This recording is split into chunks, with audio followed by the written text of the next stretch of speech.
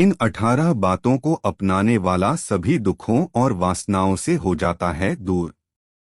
जुआ, मदिरापान, परस्त्रीगमन, अनैतिक संबंध, हिंसा, असत्य, मद, आसक्ति और निर्दयता, इन सब में कलयुग का वास है।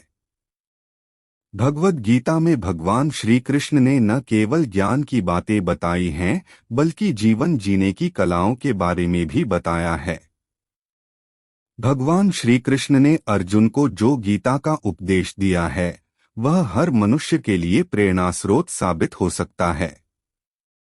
गीता में भगवान श्री कृष्ण अर्जुन को उपदेश देते हैं कि जो भी मनुष्य भगवद गीता की 18 बातों को अपनाकर अपने जीवन में उतारता है, वह सभी दुखों से, वासनाओं से, क्रोध से, ईर्ष्या से, लोभ से, मोह से, लालच आदि के बंधनों से मुक्त हो जाता है।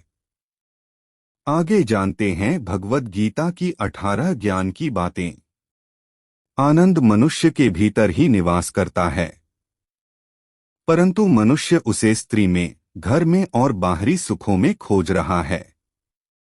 श्री कृष्ण कहते हैं कि भगवान उपासना केवल शरीर से ही नहीं बल्कि मन से करनी चाहिए।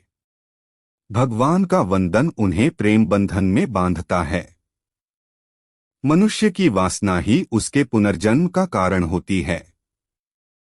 इंद्रियों के अधीन होने से मनुष्य के जीवन में विकार और परेशानियां आती है।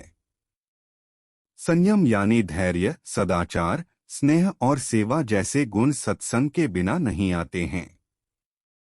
श्री कृष्ण कहते हैं कि मनुष्य को वस्त्र बदलने की आवश्यकता नहीं है, आवश्यकता हृदय परिवर्तन की है।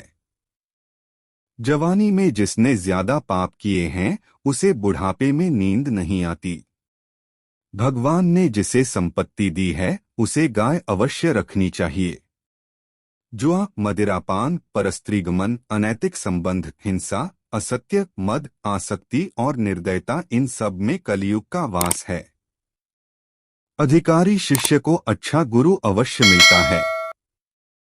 श्री कृष्ण कहते हैं कि मनुष्य को अपने मन को बार बार समझाना चाहिए कि ईश्वर के सिवाय उसका कोई नहीं है। साथ ही यह विचार करना चाहिए कि उसका कोई नहीं है, साथ ही वह किसी का नहीं है। भोग में क्षणिक, क्षण भर के लिए सुख है, साथ ही त्याग में स्थायी आनंद है। श्री कृष्ण कहते हैं कि सत्संग ईश्वर की कृपा से मिलता है, परंतु कुसंगति में पड़ना मनुष्य के अपने ही हाथों में है। लोभ और ममता, किसी से अधिक लगाव, पाप के माता पिता हैं। साथ ही लोभ पाप का बाप है। श्री कृष्ण कहते हैं कि स्त्री का धर्म है कि रोज तुलसी और पार्वती का पूजन करें। मनुष्य को अपने मन और बुद्धि पर विश्वास नहीं करना चाहिए, क्योंकि ये बार बार मनुष्य को दगा देते हैं। खुद को निर्दोष मानना बहुत बड़ा दोष है। यदि पति पत्नी को पवित्र जीवन बिताएं, तो भगवान पुत्र के रूप में उनके घर आने की इच्छा रखते हैं। भगवान इन सभी कसौटियों पर कसकर, जांच परख कर ही मनुष्य को अपनाते हैं।